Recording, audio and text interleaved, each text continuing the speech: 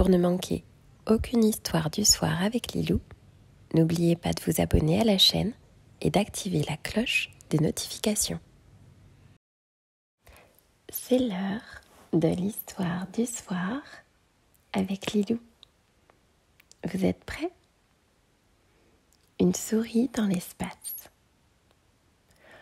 En 2146, presque tout le monde passe ses vacances sur la Lune, sur Mars et même sur Jupiter. Des voyages sont organisés pour faire le tour du Soleil, aller décrocher une étoile ou surfer sur la queue d'une comète. Pourtant, Léonie, la petite souris, n'est jamais allée dans l'espace. Elle rêverait d'approcher les étoiles et de s'asseoir sur un coin de lune. Mais elle n'en a pas le droit, car les souris sont interdites dans l'espace. Les hommes ont bien trop peur qu'elles ne grignotent les fils des engins spatiaux et ne provoquent un accident. Pour voyager dans l'espace, Léonie a tout essayé.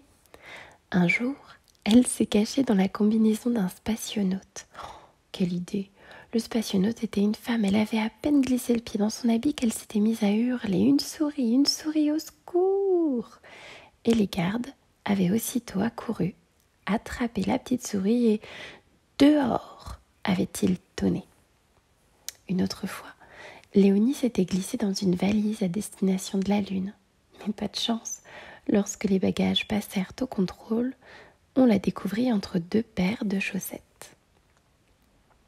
Les gardes avaient aussitôt accouru, attrapé la petite souris et « Pas de souris dans l'espace !» avait-il rappelé. Plus le temps passe, plus Léonie devient triste.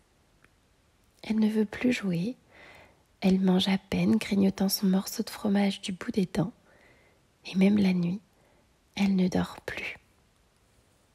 De grosses larmes roulent sur ses joues, et elle reste des heures, le nez levé vers le ciel, pour contempler les étoiles où elle n'ira jamais. Un jour, pourtant, son amie Azaline vient la trouver en courant. « Léonie, je viens d'avoir une idée pour te faire voyager. »« Dans l'espace ?» demande Léonie pleine d'espoir. « Oui, répond Azaline très excitée. « Mais comment ?» Azaline se penche vers son amie et lui murmure quelque chose à l'oreille. À mesure qu'elle parle, Léonie retrouve le sourire. Et lorsqu'Azaline a terminé, elle ne peut plus attendre. « Allons-y, je cours chercher ma combinaison. » À peine quelques minutes plus tard, Léonie est de retour en combinaison, son casque sous le bras. « Suis-moi, » lui dit Azaline. Et Léonie emboîte le pas à son amie. Elle voudrait courir, mais Azaline l'a prévenue, il faut être prudente. Personne ne doit nous voir. Après une marche qui lui paraît interminable, Azaline se retourne enfin et chuchote. « C'est ici. » Les deux petites souris sont dans un jardin au pied d'une table immense dressée pour un mariage. La table est couverte de jolis fruits, de petits fours et de bonbons. Au centre trône une bouteille de champagne immense. En l'apercevant, Léonie en a les larmes aux yeux. Sans perdre une minute, les deux souris grimpent le long de la nappe. Puis Léonie s'approche de la bouteille et s'y agrippe. Ce n'est pas facile. Ses petites pattes glissent. Mais Léonie redouble d'efforts et finalement réussit à se hisser jusqu'au bouchon. Elle s'y assoit, très émue, et enfile son casque.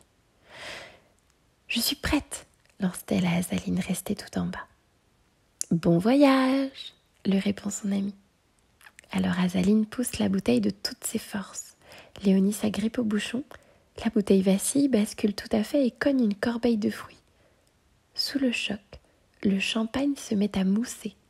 Mousser encore et POC! Il jaillit du goulot propulsant le bouchon et sa petite souris spationaute par-delà les nuages.